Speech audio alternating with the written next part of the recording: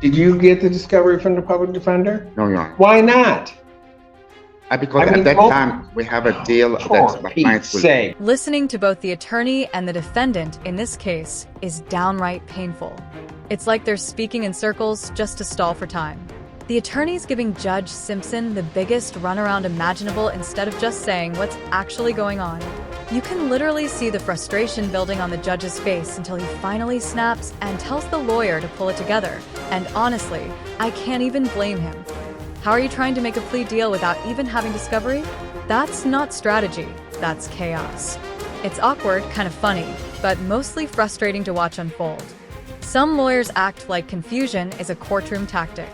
Let's dive in and see how this all plays out. Courthouse case, People versus Rashad Ahmad. Ready, Your Honor. Good afternoon, Your Honor. Hassam Qudsi on behalf of the defendant. Rashad Ahmed. I have a plea form in front of me that indicates that the defendant is going to be pleading guilty to attempted interfering with electronic communications. That's a 1-year misdemeanor. That's a count 3. Upon a successful plea to that charge, counts 1 and 2 would be dismissed. The defendant is also agreeing to pay full restitution, and there's a sentence agreement, although I cannot bind the sentencing judge. In this case, there's an agreement to no upfront jail on the prosecutor and defendants are agreeing to that. That's correct. Yes, Your Honor. May I have him sworn? Raise your right hand. You solemnly swear and affirm the testimony you're about to give to be the truth, the whole truth, and nothing but the truth, so help you God. Yes. State your name. Rashad Ahmed. Sir, it is this court's understanding that you are going to be pleading guilty to the charge of attempted interfering with electronic communications. That is a misdemeanor punishable by up to 1 year incarceration, a $500 fine plus court costs. Do you understand that? Yes, sir. You understand also, sir, that while I'm taking your plea, I would not be your sentencing judge, and you would be sentenced before Judge Washington in the 14B District Court. Yes, sir. All right. Still wish to plead guilty? Sorry? Do you still wish to plead guilty to this charge? Your Honor, may I say something? Just something happened. The victim is here. Just want to let you know. Okay. And may I approach, Your Honor? Yeah. I'm sorry about that. Sir, understanding the maximum penalties in this case, do you still wish to plead guilty to this charge? Yes, sir. And to that charge, how do you plead? Yes, sir. How do you plead? Guilty or not guilty? Guilty. And you understand that by pleading guilty, you will not have a trial of any kind. Yes, sir. You signed an advice of rights form. Is that correct? Yes, sir. Do you have any question regarding those rights? No, sir. Please look at paragraph 5. You'll see a copy on the podium. Those are your rights which are part of a trial. You understand that by pleading guilty, you're giving up those rights as well as all the rights on these forms. Yes, sir. You understand you're giving up your right to appeal of right. Yes, sir. Are you on probation or parole? No. Has anybody promised you anything other than what's been stated here today on the record to get you to plead? No, sir. Has anybody threatened you or coerced you in any way? No, sir. You're doing this voluntarily and of your own free will? Yes, sir. And also because you believe that you're guilty of this offense? Yes, sir. July 8, 2025, at the location of 1480 Parkwood Avenue, Ypsilanti Township, Washtenaw County, State of Michigan. What did you do what did you do that makes you think that you're guilty of the offense of attempted interference? May I form the question, Your Honor? I'm sorry. Did you text her? You put a daughter via Zelle and text her? Did you do that? After the court, you mean? No. The judge is asking you, did you text her? Did you text her, send a text message via Zelle? Yeah. Yes, I did. So, this guy just pled guilty to attempted interference, but somehow his attorney is even more confused than he is. It's bad enough when the defendant doesn't understand what's happening, but when the lawyer starts stumbling over basic words too, it starts feeling less like a courtroom and more like an ESL class gone off the rails. You can literally see Judge Simpson holding it together, but deep down, You just know he's mentally facepalming. The lawyer's supposed to clarify the law, not remix it into chaos. And here's the real issue. If a defendant pleads guilty without truly understanding what's happening, that plea can actually be thrown out later. That's why judges sound like broken records, repeating everything for legal protection. But in this case, even that's not saving the day. The attorney keeps answering with, and I think, which are the two worst phrases you can hear in a courtroom. It's like watching a slow-motion train wreck while everyone pretends it's fine. You can see Judge Simpson giving him one last lifeline before he completely loses it. Honestly, I wouldn't blame him.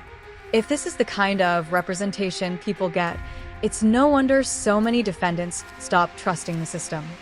I don't know how that, It's like it was send money. It's not text.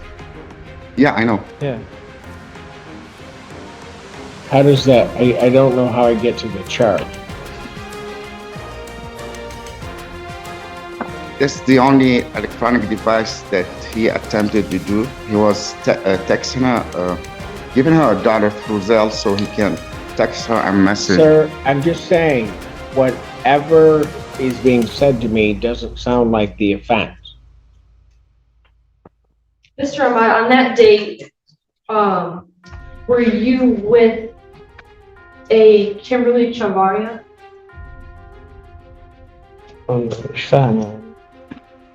He doesn't understand. Like- Who is this Kimberly? He's saying he doesn't understand. ما نكسبها بالاسم Kimberly? Yeah, هي اسمها. Yeah. She's asking you. You were with her on Yeah. that day? Yeah. Okay.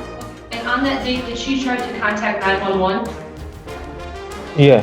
And did you take the phone from her? No, I didn't take the phone because she didn't try with the phone. She did try with Alexa Did you tell Alexa to stop calling 911?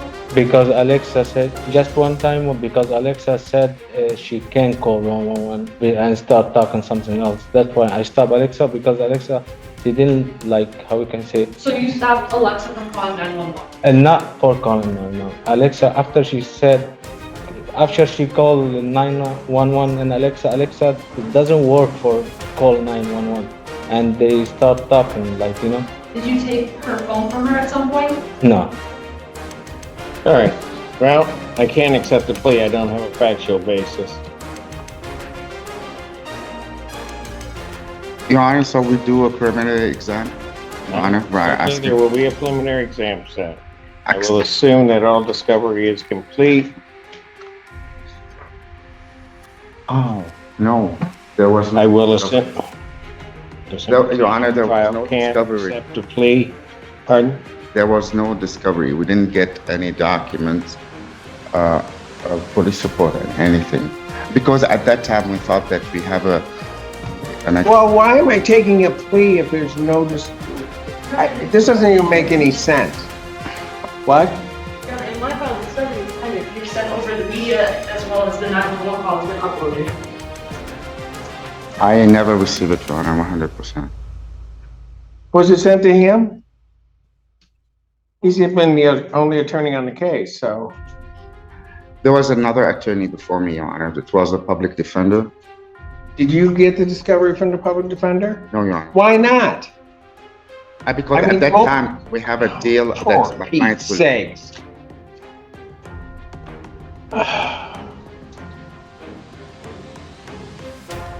Your Honor, I believe we sent discovery to both the public defender. I believe Ms. Sneddon was also on this case prior, and the discovery was also sent to her.